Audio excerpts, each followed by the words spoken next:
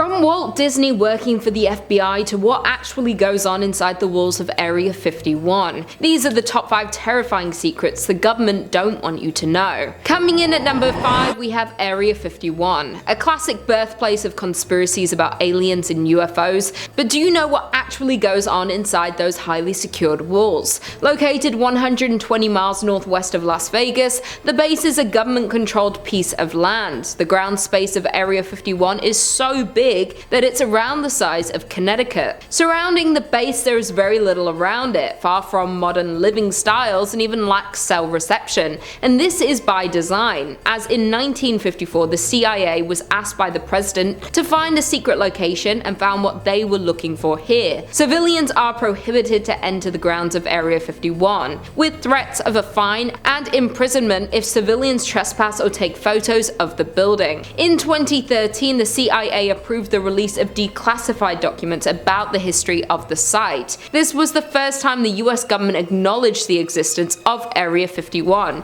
even though it has been in operation since 1955. Area 51 is shrouded in mystery. According to ex-government sources, this mysterious area of Nevada is mostly a test site for experimental military technology, like the SR-71 Blackbird airplane, and now a secret extraterrestrial testing facility. Additionally, Area 51 is home to the nation's overhead surveillance program. It's where some of the most important spying aircraft in American history was assembled, tested, and ultimately sent out on missions. Experts say it likely remains an area for the Air Force and US spy agencies to develop the next generation of aircraft and other weapons of war. The conspiracies around Area 51 in relation to examining aliens are due to the multiple reports of reported UFOs around the grounds of Area 51. Though these weren't UFOs, they were the aircrafts the government was testing on the grounds. That being said, since it has forever been locked away from the public, it's not for certain exactly what goes on within the walls of Area 51. But the fact that it was declassified 60 years after it began operations is a bit scary if you ask me. In at number 4, we have John Lennon's CIA case. John Lennon is a pop culture icon and is best known for being one of the members of the Beatles, though the Federal Bureau of Investigation considered Lennon a threat. This is because the government wasn't too keen on a foreigner spreading anti-war, anti-Nixon messages to the rather large counterculture movement in the United States. Thus, the FBI did what the FBI does best and kept detailed surveillance records of Lennon's activities while actively trying to deport him. The FBI suspected Lennon would disrupt proceedings in the 1972 presidential election, where Nixon hoped to be re-elected, with a planned tour complete with voter registration efforts and anti-war protests. To help stop him, the Immigration and Nationalization Service, which would later be absorbed into the Department of Homeland Security, began deportation proceedings against Lennon. It appears that their preemptive efforts worked. Lennon never did the tour and Nixon was re-elected. It took 14 years for the FBI to release their files on John Lennon. Historian John Wiener spent those years fighting to gain access to the FBI's secret files on John Lennon. At first, the FBI refused to release many of the documents, saying their release would endanger national security. Wiener's Freedom of Information case went all the way to the Supreme Court before the FBI agreed to settle. In those files, it seems that their biggest concern was Lennon's association with radical anti-war activities, and his ability to influence voters to vote against the Nixon administration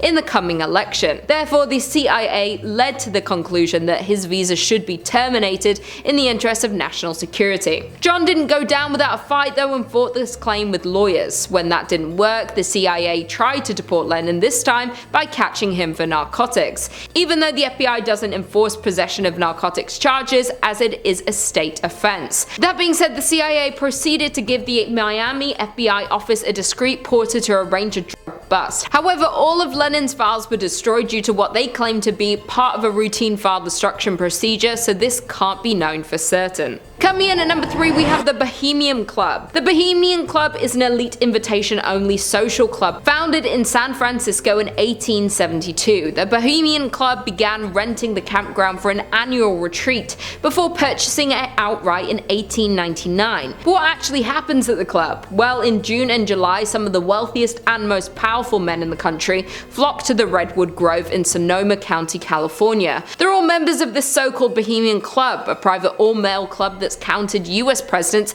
military officials, artists, and business leaders as members. Over the years, a number of those gathered club members have happened to be US presidents. Because of its secrecy, strange ceremonies, and elite body of members, the Bohemian Club has long been the subject of sinister online rumors, with a number of journalists trying to infiltrate the campground just to try and get a glimpse of what actually goes on in the camp. The journalist Alex Shumatov was caught and detained for trespassing. Filmmaker Alex Jones had more success with his infiltration in 2000, where he entered the camp with a hidden camera. Jones was able to capture a ceremony called the Cremation of the Care. During the ceremony, members were seen wearing costumes and cremating a coffin before a 40-foot owl, while the reported Philip Weiss snuck into the Bohemian Grove in 1987 and spent a few days mingling with the rich and powerful. A former dining server described the club as a place where the elite could engage in behavior that doesn't usually fly for people of their stature in the regular world. In the 21st century, the Bohemian Club maintained its reputation for being highly exclusive, with a predominantly Caucasian membership composed of the richest and often most politically conservative men in the United States. Coming in at number 2, we have Walt Disney working for the FBI. Who would have thought that the founder of Mickey Mouse and the Disney Empire served as an FBI informant? From 1940 until his death in 1966, Walt Disney secretly served in the FBI. Walt Disney served as a secret informer for the Los Angeles office of the Federal Bureau of Investigation. According to documents that have come to light about this secret arrangement, Disney was tasked with reporting on the activities of Hollywood actors, writers, producers, directors, technicians, and union activists suspected of political subversion. At this time, communism was on the rise around the world, and American officials were concerned about these ideals spreading into society. The documents report that during a strike of animators at the Disney studio in 1941, Walt Disney publicly accused the strike leaders of communistic agitation. When Disney, whose right-wing leanings were well known,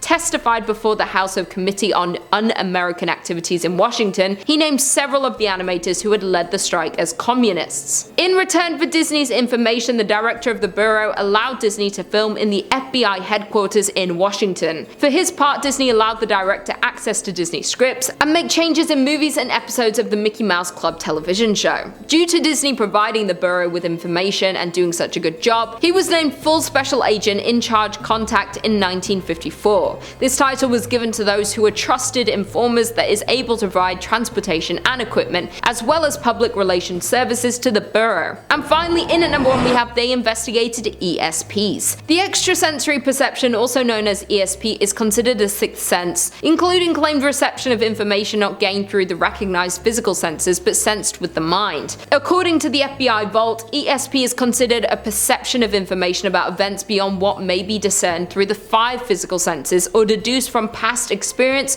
or knowledge. The FBI's interest in ESP goes back to 1957, when the bureau was contacted by a man called Foose, who claimed that he could teach the blind to see. While CIA was not impressed by the tricks of Foose, it wouldn't be the end of the agency's or the FBI's interest in psychic and paranormal phenomena. From there, the FBI once spent time and money investigating extrasensory perception. There has also been reports of experimenting with ways to weaponize people with ESP. This was a highly secret program during the 1970s by the government that took place in research labs in California. The bureau attempted to look at the phenomenon from a rational and logical viewpoint, using cold hard science and math, much like the CIA and DIA later would. In their attempt to construct a laboratory test to objectively measure psychic phenomena, the results of the laboratory tests that they held remain unknown, as the files were excluded from the FBI's release. Considering the interest of the Army and CIA in the FBI's psychic research, whatever their results were likely helped justify the future course of the intelligence community's research into psychic perception. Based on concerns ESP could be used as part of an international spying, the FBI spent more than 3 years looking into the phenomenon before they concluded there was no scientific support for their concerns. Well, there we have it. I will see you in the next video.